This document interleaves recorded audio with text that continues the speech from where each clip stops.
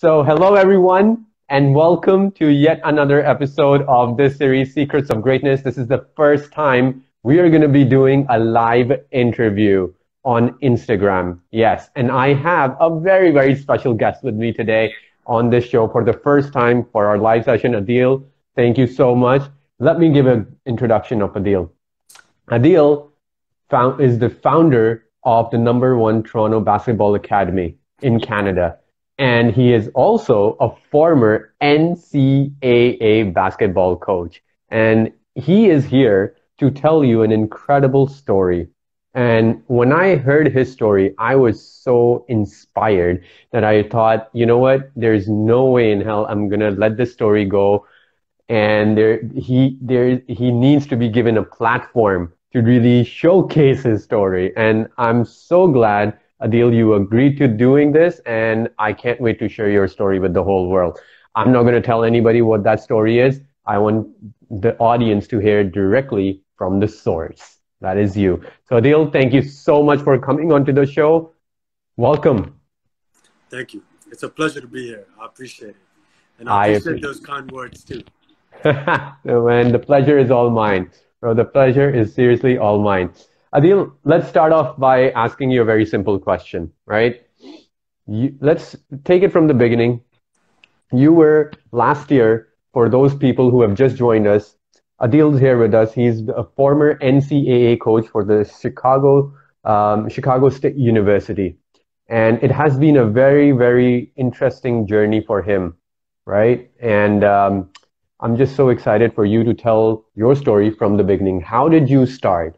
Where did you begin, and how the hell did you end up being a coach for the NCAA? That's just amazing. So tell us right from the beginning. You moved to Canada in '99. Let's go from there. I think it began, with this. It began at lunchtime, at recess. I remember we used to play this game called Elimination. And every time I'd be the last guy out. So that meant I didn't really have an opportunity to move on. And I made it my goal to always, try to get ahead of somebody else. It took some time, but it is during recess and lunchtime when I found, my passion for the game of basketball. Yeah. And then from there, I had an opportunity to play, high school basketball. Played some college basketball. I had a career laced with injuries, had a chance to play a little bit overseas. And then I think it was a blessing in disguise. It was a blessing in disguise in the sense that, I still wanted to be involved in the game. I loved the game so much that, I think naturally I just, started off just wanting to train some guys. I used to do some skill development. Yeah. And then from there we started like an AAU rep traveling program, and then a high-performance high school basketball program. And then from there, my opportunities as a coach also took off. And, I had an opportunity to coach at Ryerson, in Toronto. Went south of the border, first to Daytona State College in Florida, and then more in Florida, in Chicago. That's amazing, man. I think you're being very, very humble right now because you still have to share it. And I'm gonna dig deeper because I know you and I, in our previous conversation, we dug a little deeper into the real you of how, you really started. I know you're being very, very humble right now, but I think it's important for all of us to know when you started off, when you first moved to Canada, I'm going to take it back to your high school days, right? In your high school days, you were a little bit of a troublemaker, right? Let's talk about that. What was happening at that time? Where was Adeel at that point in his in his journey as a young boy in high school? And I believe you said 20 something times getting suspended? Yeah. 20 times getting suspended in grade 8 or 9. Grade 9. That was just in grade 9. And I think it is partly attributed to the fact that I grew up next to a priority neighborhood. We have about 13 priority neighborhoods in the city of Toronto. These are basically small pockets of communities that have, income inequalities, notoriety for, being, more volatile neighborhoods. Right. And I think, just the energy that I had around me, wasn't conducive to me, Mm. as a student athlete. I was really passionate. In grade 9, I was also around with not, I didn't have the best friends. Yeah. So I was doing exactly what they were doing, and the result was that. The My the result was energy, suspensions. my attention was misplaced, and Mm. 27, actually more than 20, could be up to 27 suspensions. I haven't Wow. checked, but I was on the brink of being expelled. My best friend got expelled from school, but they luckily gave me one more chance, and I never looked back after that. That's amazing, man. That's amazing. I think, from where you were and how you have, channeled that energy in you to create a more positive outcomes for yourself in your life. I think that is tremendously inspiring. Let's go a little bit deeper though. All right. Mm-hmm. Grade 9, you are this troublemaker in school, right? And then something changes in life, right? Something changes in life that really puts you on the right path, on the path of being disciplined and being focused. And I think it was the time when you made that trip back home to Kashmir. That's where Yeah, you're originally from, right? You're originally yeah. from Kashmir. So I'm So from tell us Kashmir. about that changing moment. Give us the details of what happened. How did Mr. Troublemaker get in? You went from being the troublemaker to being super focused and super disciplined on your craft, which is basketball. The first thing is this. I had a mom who never gave up on me. That's She showed me, she taught me, the best articulation for, love. It's just persistence. I hmm remember she would, wake me up regardless of whether I was going to school or not. And half the time I wasn't going to school. I had more absences in my name than I had, than I was present in school. right. Um, even if I woke up on time, it wasn't necessarily that I was going to school. I could be going to a cyber cafe, or I was going to the ball court, or I was just going into the neighborhood. So, but my mom never gave up, and she somehow convinced me to go on a trip to Kashmir when I was in grade 11. This is grade And 11. Okay. this is grade 11, and in grade 11, I had a chance to meet my late grandmother, and I hmm remember my late grandmother. I realized where my mom got all that love from, and she got it. And my late grandmother was just as persistent as my mom was. She literally took me under her wing for the month and a half that I was there, and she showed me an alternative perspective to life. She showed me that there's a need for me to wear the struggle on my sleeve. There's a lot more people that are that come from smaller means, and I had to recognize my own humble means from where I came from. And she's like, "This is who you really are." And I vowed and I made a promise to my late grandmother that when I go back, I'd be better. You wouldn't hear these calls from my mother no more. You wouldn't hear the cries from my mother anymore. And I promised to be better. And I think when I got Wow. back, it is from Wow. that moment on. It wasn't just that I was focused on basketball, but I was also I started being focused in school. Up until that point, in my grade 12 year, I had, I think I had 21 credits to my name, and you need 30 in Canada to graduate. So I had Yeah. 21 credits to my name. And I remember, my marks also were not high enough. I had almost failed more classes than I had taken. I had even taken night school classes and I would fail them. And it was just difficult. I was trying my very best to fit in. Yeah. And I guess I was going about it with all the wrong ways. Right. You go to Kashmir, you have that interaction, you find a coach, sort of a person in your late grandmother. May God bless her. What did she tell you? What happened in that? Like how she took you under her wings, you said, but what exactly did she show you? What kind of perspectives did you get in Kashmir that She said changed you as a person? she reminded me of my humble beginnings. She said, "You're an ambassador to your people. You're an Right, ambassador to your people who are struggling, and they right. can't get out. You got a chance to get out, and because you have a chance to get out, make the most of this opportunity. And for every one of you, you're representing 1,000 of us, Absolutely. And we because and our diaspora isn't not only as influential, but it's not as diverse. it is Yeah. also it isn't spread out like the diaspora of other uh, communities that are stuck in I guess in these almost Yeah. forgotten conflicts. Um, so you know sh- it was almost like when you fail, Mm-hmm. it's almost as if 1,000 or 10,000 of us are failing. Oh man. There might be three, 400, maybe 1,000 families that made it out of Kashmir. So how are you, being a representative or an ambassador for us, just going to, bring disappointment Mm. to your cause and to your people? Right. And that really probably at such a young age. How old were you at that time? You said 16? 16, 17, yeah. 16, 17.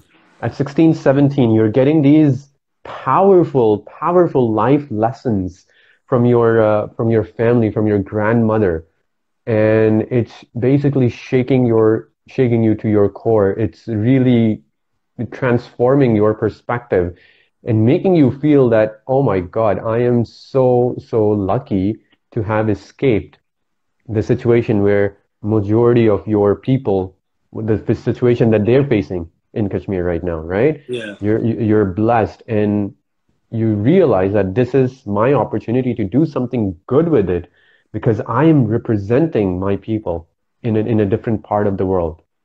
Hmm. So Adil has now spent a month and a half in Kashmir, getting coached, getting all these perspectives, transforming his mindset. He comes back to Canada. What does Adil do when he comes back as a 16-year-old? And I think you have to have like a process. If Yeah, you want to change, you can't repeat the same thing over and over again. I mean, I think Einstein said something along the lines of to the effect that you're pretty stupid if you keep doing the same thing over and over again and right. expecting different results. And I knew, for me to be able to transform the way I perceive life and the way, you Mm-hmm. know, you know, I went about it. And if I was genuine in my desire to be better Yeah, from all of this, then it meant I had to, have a process. I had to be dedicated to that process. And I think right. one of the first ones was I had to remove myself from my surroundings. I had to, change the friends that I had. I had to move away from the neighborhood that I was once living in. So that was, a priority. I can't be living at the same place, having the same surroundings, going through the same routine as I once was. Yeah. I had to interrupt all that. I changed schools. I went to a different school, and and from there, I think the transformation, started So the happening. right. So you changed your process. You changed, and I love the fact that you quoted Einstein. I love it. He's somebody I've studied really deeply, and I'm a big fan. And of course, a lot of people are. But what did you particularly change in your environment? You said you changed your school. You changed your friends. That's tough. That's really, really tough, especially at that age of 16. Because Adil, I don't know, I feel we as human beings, we are social creatures, right? We are social creatures, and evolution has shown us that fact that as humans as our ancestors our thousand and thousand years ago, our ancestors, the hunters and gatherers, the way they survived was by creating these social bonds, by being in a tribe. There was always this feeling of being in tribes together, right? And that has never really left us as human beings for till date. We are still are those creatures who travel in tribes, and we live in communities. There are cliques, so on and so forth. As a teenager, I know for a fact that that piece of having your support system, having your clique, having your tribe is so important. How did you find the courage to let go of that and get out of your comfort zone and leave your friends behind? Change your schools, change your neighborhood to start fresh. That must have been difficult, right? I think I've recalled one of the teachings of, our predecessors you know, and, you know, he was a shining example. May God be pleased with him. He was a shining example to follow. And I remember he said something along the lines, you can't, and this was really profound for me when I was younger. And he said, you can't expect to walking through a crowd of where, you know, along the lines of, you know, to the effect that you can't walk, you know, somewhere where, you know, it smells poorly. You can't walk through garbage and expect to come out if it's smelling good. Right. Same in the same vein that if you know, walk through a, you know, an environment or a store full of perfume, whether you like it or not, you're going to smell like that. Absolutely. And what he was trying to illustrate to us and to teach us was, be very careful for the people you surround yourself with, because regardless of whether you like it or not, and whether it's in your nature or not, it very much will end up being in your nature. Absolutely. If you don't take account of the people you surround yourself with, because you're a reflection of who you are surrounded with. And over and above that, I think the other part of it was, shoot, I lost my train of thought. No. You're talking about surrounding yourself, and that reminded me of something, you know, I truly believe in. You know, I've read it many times, and I'm sure a lot of our viewers have also heard about this. You are the average of the 5 people you surround yourself with or you hang out with, right? And I think that really struck with you. When you came back from Kashmir, you wanted to change, and you probably realized that I cannot change until and unless I change my surroundings. I change the people I hang out with, right? And you took that step. So I mean, you change your environment. You can't have one foot in the street and one foot on the court. So I was like, you know, what do I like more? Do I like, you know, being a basketball player, an academic, or do I like being in the streets? And the answer was really simple. I enjoy being a basketball player. I don't really enjoy being in the streets. Exactly. You were simple, you know. So who do I surround myself with? Guys that have like-minded goals and like-minded that have a like-minded approach. So when I did that, you know, my productivity improved, and you know, the quality of my interaction and my focus, you know. I love it. I love it. That is so beautiful, man. I mean, that takes courage. That takes some deep soul digging to really make those tough decisions in life. And I really hope people who are listening right now or who listen to this later on do get some inspiration from you, from the story of how you changed yourself and transformed yourself in those in just a matter of few months and made those tough decisions. Because until and unless you are able to make those tough decisions in your life, you're not going to see the fruits of your success, right? It's good. You have to take some tough decisions, like my friend Adeel did. So Adeel, now you're out of this situation. You've changed your schools. You have changed your environment, your friends, your neighborhood. What's the new Adeel doing? What is his new process like? What is he up to? How is he, improving his craft of basketball? What's up? He's catching up. He's catching up. He's playing catch up. He's playing catch up. He's dedicated to his art. He's focused more than ever before. But you know, as fate would have it, he's at the end of the day still a brown kid. You know, with that it means, you know, he's gifted with slow twitch muscles, and those slow twitch muscles got to be trained and retrained to become fast twitch muscles. And along the way, while retraining and training them to be fast twitch muscles, you know, we don't have the genetic advantage or the code to be able to, hold us back from injuries and whatnot. So, you know, I think, you know, I got an opportunity to pursue education. I needed to go to high school for 6 years. You know, I had to, before teaching it to others, I had to embrace that growth mindset with myself. I had to love it. I had to prove that it was possible with myself before I could prove that it was possible with others. So, you know, after my 6th year, you know, most kids, you know, they go to high school for 4 years. I went to high school for 6 because I just didn't have enough credits, or my marks weren't high enough for university. I played college basketball for a year, University of New Brunswick, University of Waterloo, University of Guelph. But my career was laced with injuries, and it was short-lived. I even got a chance to play a little bit overseas, but, you know, I can't quantify that experience and say I really, you know, did something.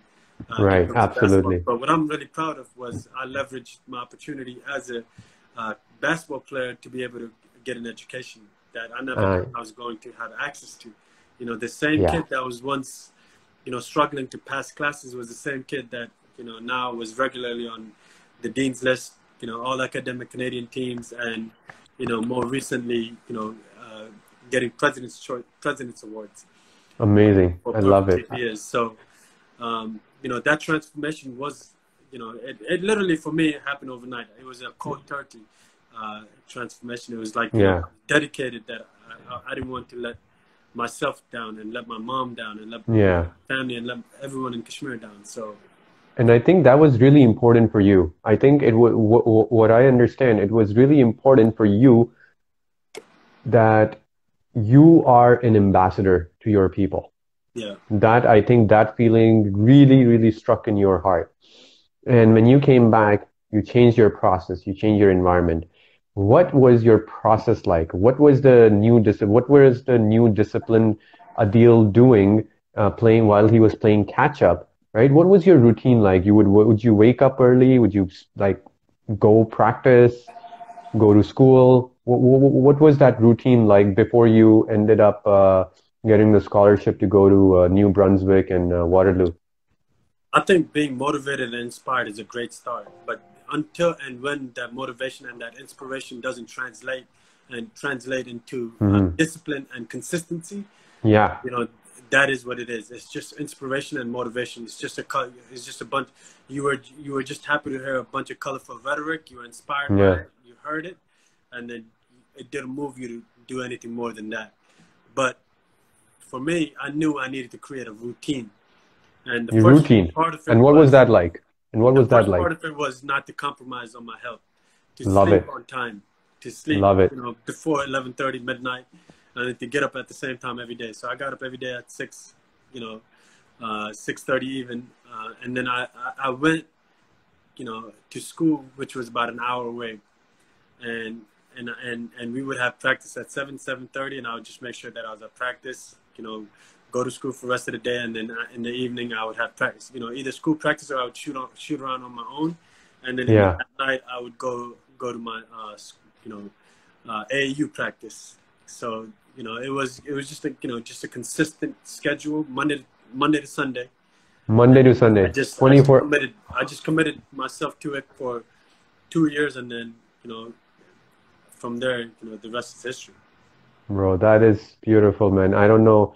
That is so inspiring to me listening to your story, like how you did that transfer and how you created that routine. And it's a very, routines are boring. People don't appreciate routines, right? People Yeah. don't see value in routines. It's not, so how, Same with what would discipline. you, Discipline is boring. discipline, Same with right? consistency. It's boring. Exactly. And they say, right, if you want to do something really, you have to be really consistent. And if you want to be consistent, you have to be disciplined.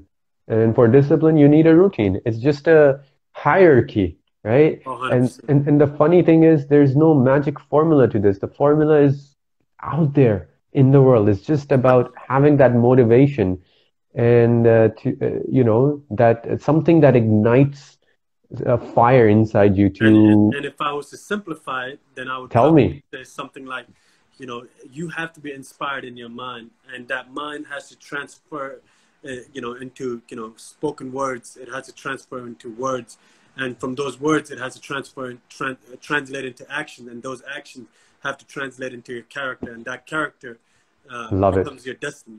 You know, and we hear that quote Absolutely. over and over again, but you know, that quote is really telling us, you know, it is one thing to be inspired and it is one thing to be Yeah. disciplined. I mean, it is one thing to be motivated. But until and when that inspiration and motivation translates into discipline and Mm. In consistency, action. Yeah. it's nothing. It means nothing. Exactly.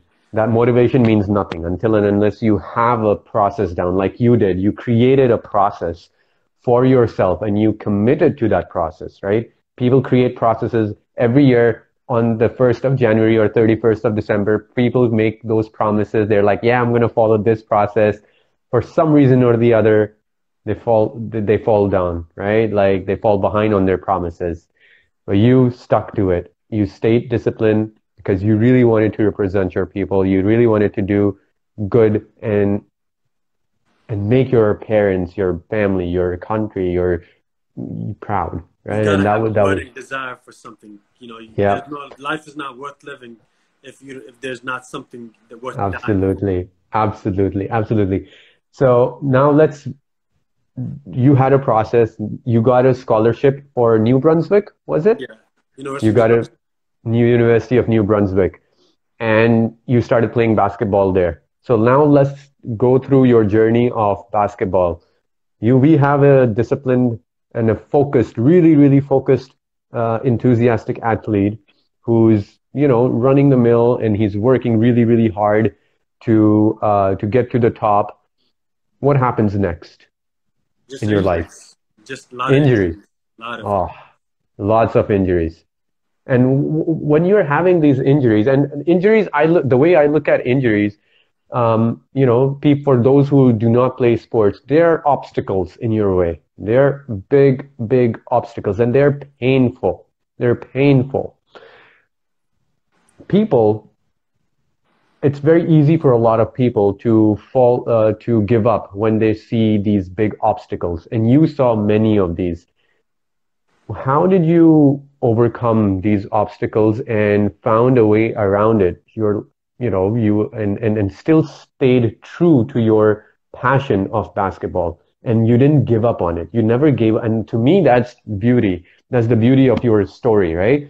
You saw so many, you had so many injuries and you never gave up on it. So how? What was happening there? So what I would say is this: I think there's some lessons I took from the streets, and one of those lessons is, the need to have grit, the need to have the need Mm, to keep fighting despite your yeah. circumstances, despite your obstacles.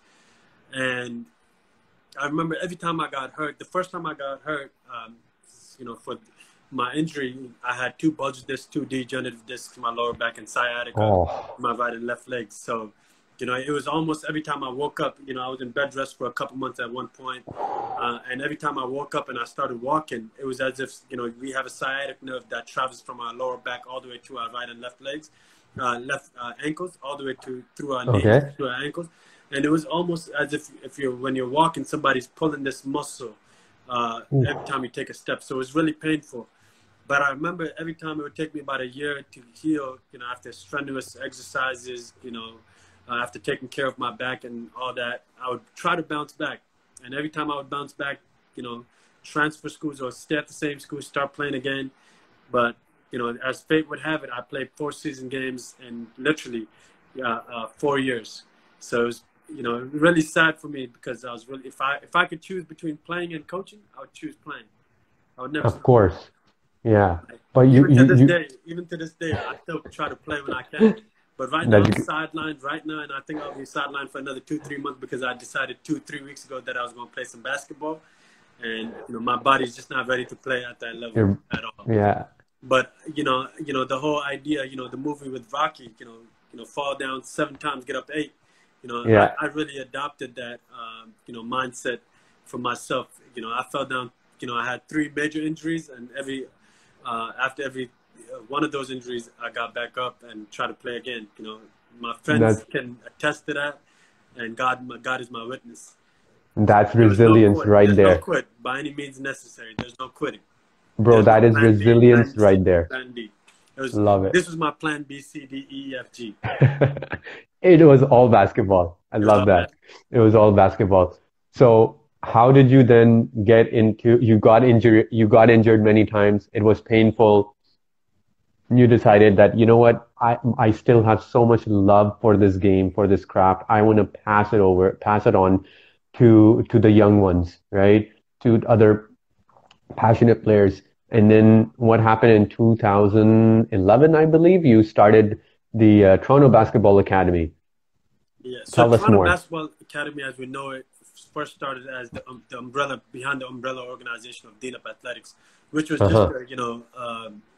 a, just a skill development program that I just wanted to, work other guys out. Some of them were my friends that I played college basketball with, and then Yeah, others were, up and coming high school basketball stars. And then from there, there was a need. I think, people liked what we did, and they wanted us to start a team. So we started a summer circuit program where, we went to the States, we played across Canada. And, it started with 1 or 2 teams. And then at one point we had 11 teams.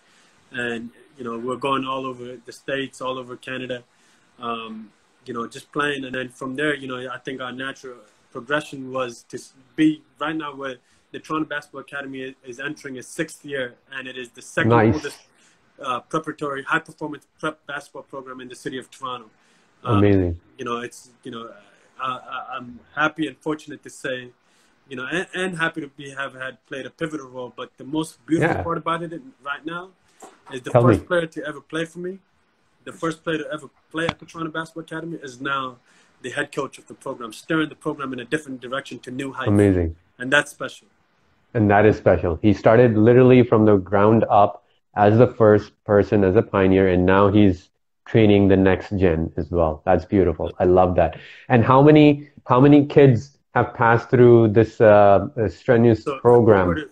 So we've had, if we connect, our training programs, our AAU teams and our prep teams, we're looking at least, 5 to 1,000 kids. But if it was just, our prep program, we've had, 69 individual scholarships in the last 5 years. Wow. Every single kid that has graduated from the program has earned a basketball scholarship. Every single graduate. Every single one. Every single. There's 2 anomalies who had opportunities, scholarship opportunities, that just turned them down because they wanted to, pursue different educational pursuits. Fair enough. Other educational ambitions, but they had, basketball, scholarship opportunity. Just, they just didn't want to pursue it. But otherwise, we're at 100% of our, graduating athletes have, moved on to play college basketball on basketball scholarship. That's amazing. So any of you who's listening to us right now is an aspiring basketball player, reach out to Adeel. Get to his academy. They have 100% rate of getting you into college with this basketball scholarship. That's beautiful, man. I love it. I love the fact that how you have integrated the aspect of sports, basketball with education, and you're not letting either one of that go. You're saying, carry both of those together. And that's what you did. That's what you did. And you saw success and transformation in yourself and your life. And that's beautiful. And I think the way I approach it too is the way my mother approaches me. I'm persistent with each one of these kids. It's like, they can't get the supply off their back. I'm coming right back. I told you to do this, this way, but the next day I'm gonna tell you the same thing, but in another way. But one way or another, you got to figure it out. And you got to figure it out. That's gonna happen. And we all need that type of mentors, that type of coaches that you are in our lives to help us become better versions of ourselves. And I love the fact that you're doing such a great service to the youth of tomorrow, the leaders of tomorrow for that. So, on behalf of all of Toronto, thank you so much for doing what you're doing. That's amazing. We love what you're doing. That's just a small part of our responsibility. We have an ethical and a social responsibility to care for ourselves, to be able to stand on our own 2 feet, and then to be able to, have that transfer of knowledge, within our households, but then also to our neighbors. And our neighbors, to me, are the people that I had a chance to coach. Right. So that's so true, man. And it's great when I at least see people like you giving back to the community, giving back to our youth, and making sure we are building the right leaders of tomorrow. Because, hey, guess what? They're the ones who are going to be ruling the world tomorrow. We got to make sure they are equipped with the right tools, with the right mindset. And, more power to you for doing what you're doing. Somebody just said, happy birthday, Adeel. So I feel it's your birthday today? Belated. Happy belated birthday. Happy belated birthday. That's awesome, man. So Adeel, tell me a little bit more about your coaching journey. You started the Toronto Basketball Academy. You went to University of New Brunswick. You moved to Waterloo. After 2011, I think you have graduated by then. What's happening now in your life? And tell me the journey from that point onwards all the way to NCAA. How did that happen? Well, All the way. I think, I tried to apply to a couple university jobs in the city of Toronto, and, the Uh-huh. first couple guys, turned me down. The last person I reached out was to Coach Rana, and they had the #1 team in the country. And I didn't think he would take me, especially after all the other teams turned me down, and they were Which team was this? Ryerson University. Ryerson. Yeah, Got it. so they were, it was between them and Carleton, that were head to head. Uh-huh. Carleton won the last 17 of 19 CIS championships. Yeah. So I didn't think they were going to turn me down, but for me, I was going to shoot my shot. And that's important, right? Someone tried to call. That's okay. Yeah, I shot my shot, and he said, come up with a presentation tomorrow. And I said, okay. So I came up with a presentation. He said, I'm taking you to dinner. I had the presentation. I took my presentation and laptop, and we're having dinner. And he didn't even look at the presentation. He said, okay, you ready to start? I said, yeah. He said, okay, start tomorrow. And he even asked me, he looked through the presentation, but it wasn't so much. He just wanted to see, the design, if I did it properly. I almost stayed up all night, and, I got an opportunity to coach with him. We were fortunate to take Ryerson, all sports at Ryerson to their first national championship game 2 years in a row. I was able to recruit some difference makers in those 2 years. And, from there, I was able to leverage that experience and, my relationship at the Toronto Basketball Academy to, head, south to coach in the junior college world. And I coached junior college basketball. We had, a top 25 team, top 15 for majority of the season. And then from there, I did well there, recruited some difference makers. I was able to, bring some of my technical background and some of my relationships, south of the border. And, I was able to leverage that experience to be able to, get to Chicago State, where, some of my former players who I didn't have a chance to coach in their final years, I was able to coach them in their first years. Beautiful. So that was beautiful. That is beautiful. I love the fact that, they ask you to, at Ryerson, they ask you to do the presentation.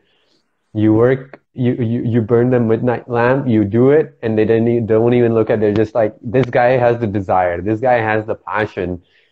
And that piece is so important. And that's what they say. My coach said to me, look, there's two types of people in this world. There's ones that they have such a desire that you got to control their desire. And then there's others that don't have any desire, and you got to light a fire on them so that they have a desire. Wow, and, I love that. He said to me, you have so much desire, I got to control that desire. So, and I'd rather have people that have desire rather than the ones that don't have desire, and I got to put a fire there, but so you got to want it for him to work with you. So that was a life lesson for myself. So for me, when I started coaching, I was looking for the same quality of players. Those that wanted to play, those that wanted to play hard, those that had looking for the desire, grit. Yeah, desire. That's a skill. That's a skill, right? Yeah, and if you had that desire, and you could communicate that desire, and all we had to do was to control that desire, by all means. But if you didn't have the desire and you had the skill, then I'm not sure if I was the coach for you. Right. And because that is so true. It is difficult to light a fire on somebody and make them play harder and work harder. It's very difficult to get people motivated. If they are motivated and they don't have the skills, what I call that is that they're coachable, right? They're coachable. They have that open mindset. They have the mindset, a learner's mindset. They're willing to learn because of that desire. And that's what, whether you're in sports or in academia or in the corporate world, that is what, for example, the recruiters are looking for. They're not looking whether you check off these boxes of technical capabilities. They're looking for the fact that, do you have the desire in you? Do you have the passion to learn? Do you have a learner's mindset? And I loved how you said, Adeel, that this is something that's you can learn. It's a skill. It's not something you're just born with, right? You can learn how to build that grit. You can learn how to develop that learner's mindset, what we call as the growth mindset, right? These are all skills that can be taught. And if you want to learn those things, Adeel's the guy. I'm the guy. You got to come talk to us. We'll help you out in developing those skills. And these are the intangible, the non-cognitive skills that we talk about, right? The non-cognitive, which unfortunately in this world, they are really, really undervalued, really, really undervalued, right? But they're so important for our success in all facets of our life. Adeel, great story. I'm loving it. I want you to, before we wrap up, I want you to pass on some wisdom, some learnings from your life, from your career, from your experiences on the court, off the court, to the young ones, especially the young ones, in terms of what should they do? What kind of lessons would you impart on them if they want to get on this journey of success? And if they look at you as a role model and inspiration, what can they learn from you? What I would say that is very simple. The condition of the people does not change until they change themselves. And Gandhi, reflecting on this, said, be the change you wish to see in the world. Yeah. So if you have an opportunity, if you want to be a basketball player, be the best version of yourself, right? Take a calculated and a measurable approach in how you decide to go on about it. Right. Be realistic with your dreams. Be flexible. Have a plan. Have a process. You have to embrace a process-oriented approach rather than a goal-oriented approach, because that goal-oriented approach is at most times going to be futile. Yeah. Right. Absolutely. It's going to lead to disappointments or overachievement. You're going to be content really early, and be scared of complacency. For complacency is the death of desire, and to end, it's the death of desire. And if you're complacent and if we think we made it, then we might as well quit. There's no need to go further. That's it. I love it, man. I love how you said that. You wrapped up the whole essence of the growth mindset in such a beautiful way about being process oriented. Don't look at the outcomes, and don't be complacent. Love it. I loved it. I really, I'm so honored that you were with us. You joined us, and you shared your story with everybody who joined us. Thank you so much. And you shared your story with them. I'm sure I feel so inspired right now. I'm 100% sure you were able to inspire so many different people who watched your interview.